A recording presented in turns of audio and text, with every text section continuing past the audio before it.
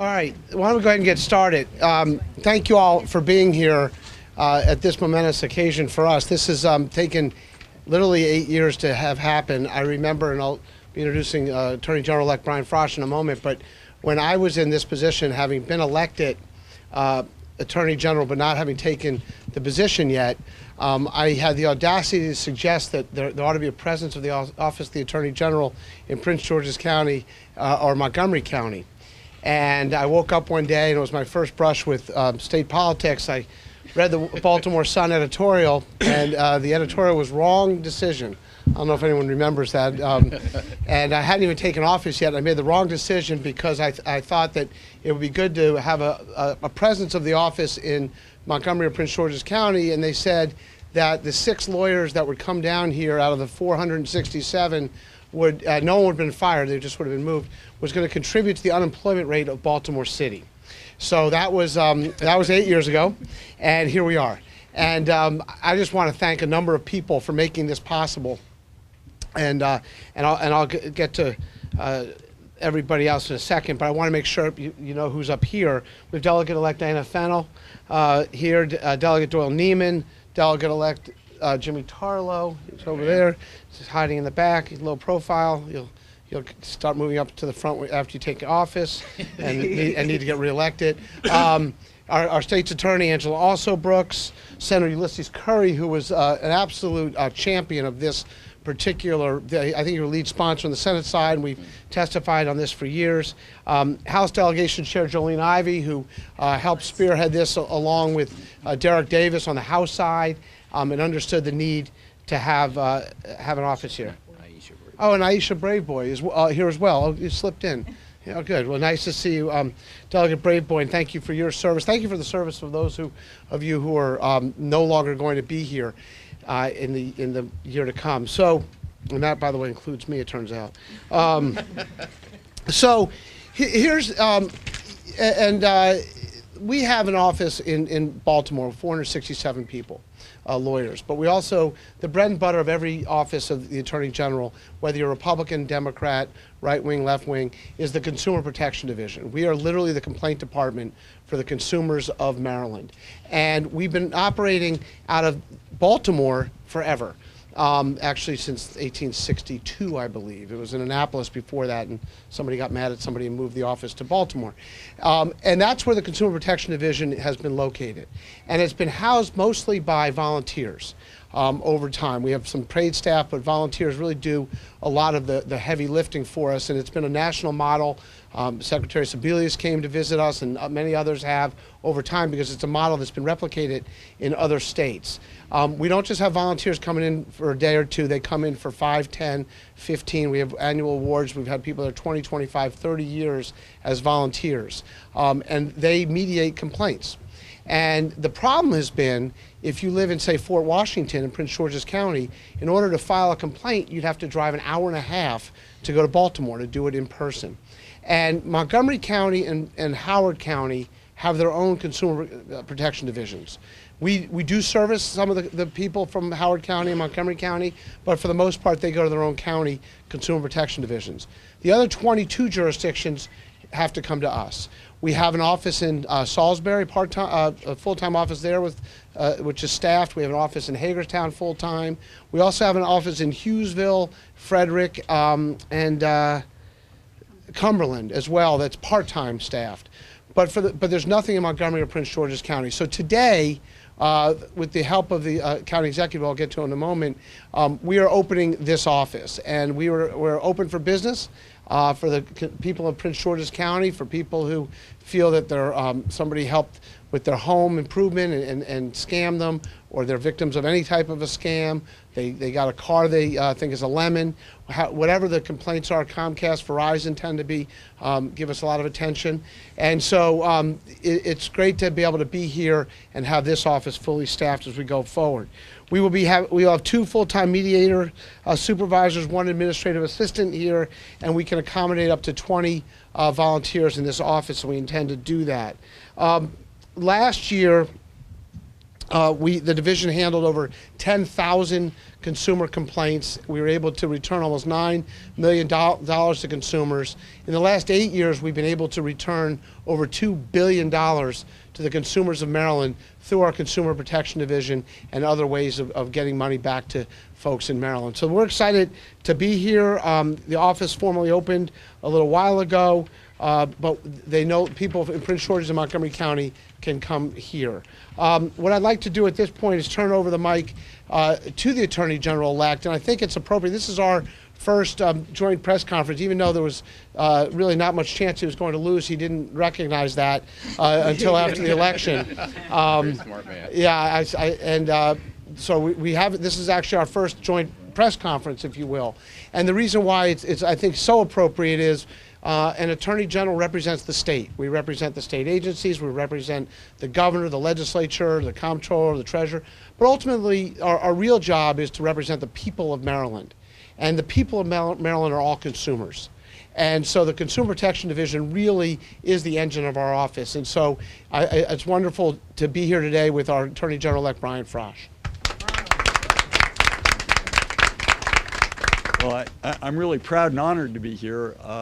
Doug Gansler has done a terrific job as Attorney General in protecting consumers, and this is one more important step in that job. And I know he had to work closely with my good friends in Prince George's County, Rashawn Baker and Angela Alsobrooks, and Senator Curry, Delegate Braveboy, Delegate Ivey, Delegate Neiman. This was an accomplishment that was not done by a single person, though Doug was the prime mover on it. Thank you all for this important work. Consumer protection is important to every single person in the state of Maryland. We're all potential victims, and I just want to say it's personal to me in several respects. My mom is 93 years old, just about 94, and she's quite sharp mentally, but her hearing isn't so good, her vision isn't so good, she's isolated. My dad passed away a number of years ago. Most of her friends are gone. She's at home, bedridden most of the time, and bored. The phone rings, she picks it up. If there's somebody on the other end of the phone trying to sell her something, honestly or dishonestly, she'll listen. 10 years ago, 20 years ago, she would have just hung up. But she listens, and she ends up buying stuff that she shouldn't buy. So far, nobody's stolen money from her, but we're all potential victims. I've been that close to being victimized. When I was in session 5 or 6 years ago, I got an email from a potential client, said she needed representation, said she had a judgment against her former husband, and he had refused to pay her $270-some thousand. Would I represent her? We exchanged emails. I sent her a retainer agreement. She signed it, and as soon as I got that retainer agreement, I got another email saying, oh, my husband's just agreed to pay. He's sending the check to your office. And sure enough, a check for $270,000 shows up in my office, and it's not just a check. It's a cashier's check. It was a beautiful cashier's check. There were watermarks and seals and, fraud protection stuff all over it. And I'm looking at this check thinking, wow, well, that's really amazing that, it just showed up like that. She said in an email, put this in your escrow account, deduct your fee, and just send me the balance. And I fortunately said to my secretary, would you call the bank and see if this is a real check? I mean, I've never seen a better looking cashier's check. She called the bank. She was on the phone for like 2 hours trying to find the right person. And finally somebody said to her, and this is as far as they would go, they say, we don't recognize that check. It was a fraud. And what they were hoping was that I would put the check in the account, the bank would recognize it at first, we would write a check to her for $269,500 or whatever, and she'd be that much richer and she'd be gone. Unfortunately, it didn't work out that way, but that's a very common scam done in smaller amounts usually to individuals. You get a check in the mail, they say spend it on a certain kind of prize or goods or whatever, and the money comes out of your bank account, and you're a loser. Having consumer protection offices around the state in Prince George's County can help prevent that kind of fraud. People should be aware of it, but the Attorney General's office, our legislators, our county executive can help prevent that kind of fraud, and it's a great thing that Doug has done and that my colleagues have done as well. I'm proud to be here today to see the opening.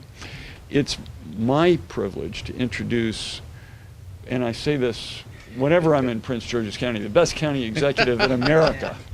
When I'm in Montgomery County, his mentor and friend is very high up on the list. But Rushern Baker is a great county executive. He was a great legislator, and it's my pleasure to introduce him today. Thanks, Brian.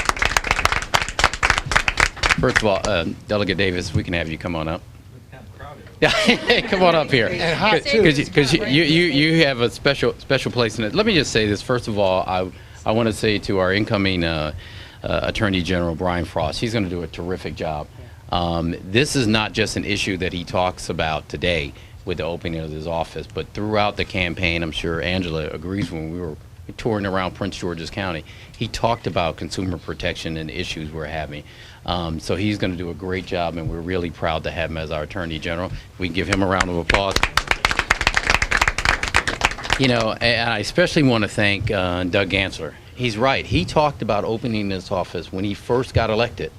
And those of us from Prince George's County know how hard it is to get anything moved from the center of the universe over to, the 500 square miles that we have on this side of Maryland. But he did it because he understood the issues that were going on in Prince George's County and in Montgomery County, and that really people in need did not have the ability, and some of them didn't have the time because of work, to be able to go up to Baltimore and file these complaints. And he made a commitment. And the thing about him is, it wasn't just a campaign commitment. It was a commitment of, this is the way the Attorney General's office should go. And a testament to him is, in the middle of the campaign for governor, he was still bugging us about making sure we could find a space here to open this office, because it was important, and he has done that. So we should give him a round of applause. I certainly want to thank the chair of our delegation, who did a fantastic job and who pushed this through and made sure this happening, along with our colleagues. But especially I want to signal out Delegate Ivey for doing a fantastic job. Thank you very much. There are a couple more people I'd like to thank, and I'm going to bring them in. Certainly our state's attorney. We wouldn't see record numbers. It's interesting. We're seeing record numbers in terms of crime being low in Prince George's County. If you look at violent crime in the county, it's down. You look at property crimes, they're down. But an area that our brilliant state's attorney gets asked a lot is about consumer protection and what can we do. Having this office and having the ability to work with the Attorney General right here in Prince George's County gives her the ability, when she goes around and talks to people, to say, you know what, we're going to help you. And so I think it's going to be a terrific partnership for us. It's bringing the services to the people. That's something I know that she has done as the state's attorney, and working with the Attorney General is going to be great. So if we can give her a round of applause, appreciate it. Two people I know this bill is very special to in different roles. One is our county attorney, Andre Green, because a number of times we'll get complaints and people will come to us, and then in his day job, we'll go down to Derek Davis and say, well, what can we do? Today, with the opening of this office, they both can direct people right here in Prince George's County to an office that can help them. This is so important, as the Attorney General said, but it's a great day for us in Prince George's County.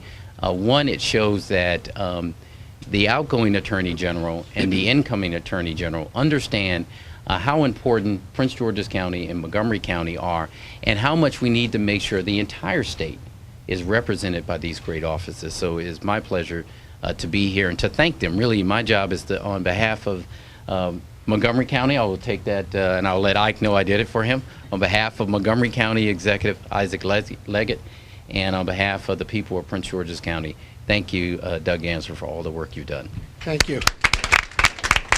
Thank you, County Executive Baker, and thanks again, Derek Davis, for being here and all your help. I mean, you didn't just show up at the end. You were involved with this all the way through, and I think the County Executive mentioned the role of the State's Attorney, and I know Drew Griggs, who I've known for 30, 40 years, is back here as well, and they get a lot of the economic crimes, as does Angela, and they can send them over here or vice versa. We will send them to the State's Attorney's Office as they come in. I'd like to pivot right now because there's been a lot of mention regarding scams. I was on the way over here and listened to the radio, and one of the radio stations talked about how this Friday they're going to start their holiday music going, and I'm like, really, already? And that's all they plan. It's unfortunate because it's one of the only three I listen to. So now they're going to just have holiday music between now and to the new year. But the holidays are upon us, and with the holidays, there are a number of scams that take place and a number of things that we want to make sure consumers are aware of, because part of this whole deal is education. If a consumer is educated, then they don't have to necessarily come here. And there are a lot, and the Attorney General-elect mentioned seniors, and they are among the biggest targets during this time of year, during the holiday season. There's two different types of scams, if you will. One are more legitimate and one are less so. The more legitimate ones are the types of scams that are, they wouldn't consider them to be scams, but they're not exactly forthright by some of the companies that we deal with every day. For example, gift cards and refund policies. And what's the fine print on a gift card? How long does that last? When does it expire? When can you use it? How do you have to use it? And what is a refund policy from a store that has brick and mortar, and also the refund policy on a product that's purchased over the internet? And how do you have to pay to get it sent back? And then, of course, there's implied warranties and that kind of thing. So that's one type of scam. The other type of scam are people who just take advantage of people, and that we call them criminals. And so there's a number of scams that do take place during this time period. And what I'd like to do, including the two biggest, I would imagine, are theft, identity theft, which occurs during this time period, as well as charitable giving, purported charitable giving, which is exactly not that sometimes. So what I'd like to do at this point is to hand over the mic to Karen Strawn, who's our consumer person, and let her tell you a little bit about some of these. Thank you. I'd just like to thank everyone up here today for what you have done to make this office possible, because we in Consumer Protection are very excited about this, and we're really looking forward to the opportunity to be of greater assistance to the people in Prince George's County.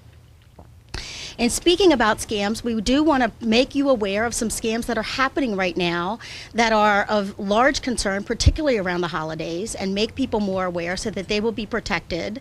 And one of the biggest problems that we're seeing right now is a problem with Green Dot cards.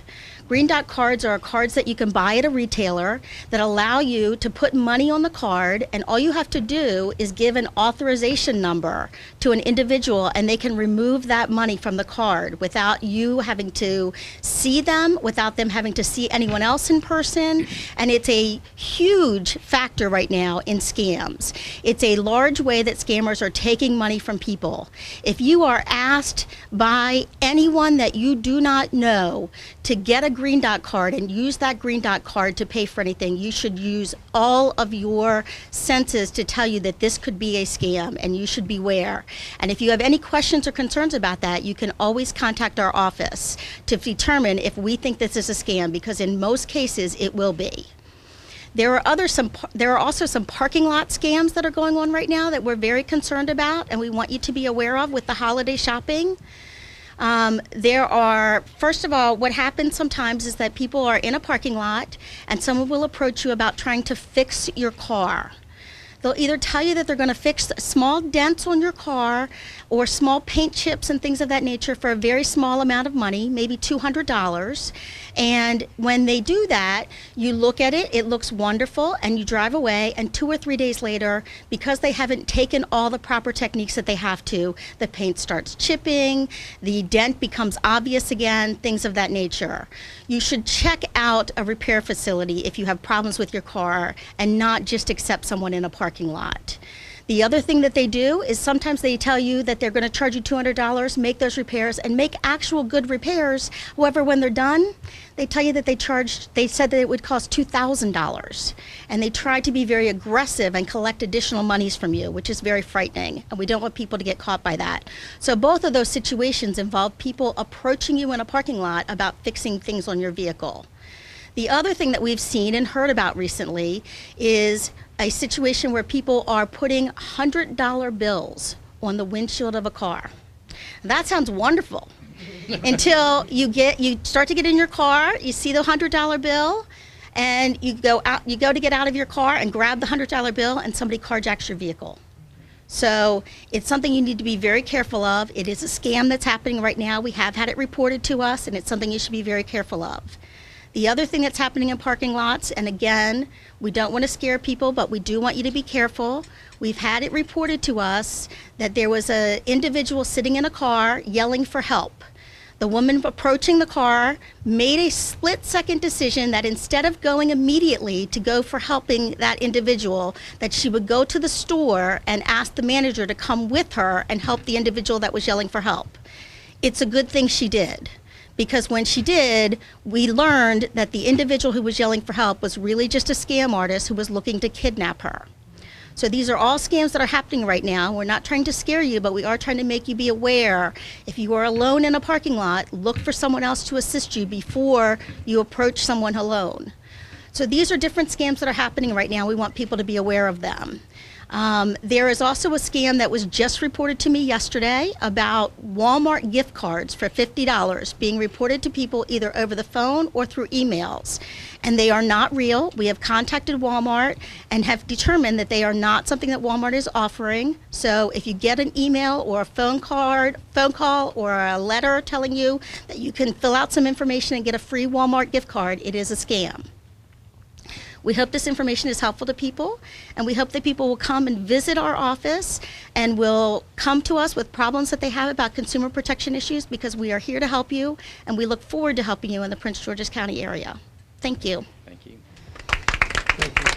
Are there any questions about anything we've talked about or anything else today?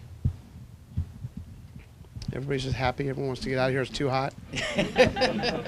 Okay. Well, thank you all. And by the way, members of the press, you're also consumers. If you have any issues, someone takes advantage of you, come to this office and we'll solve your problems for you. Thank you all for being here again. Take care. Thank you. Thanks.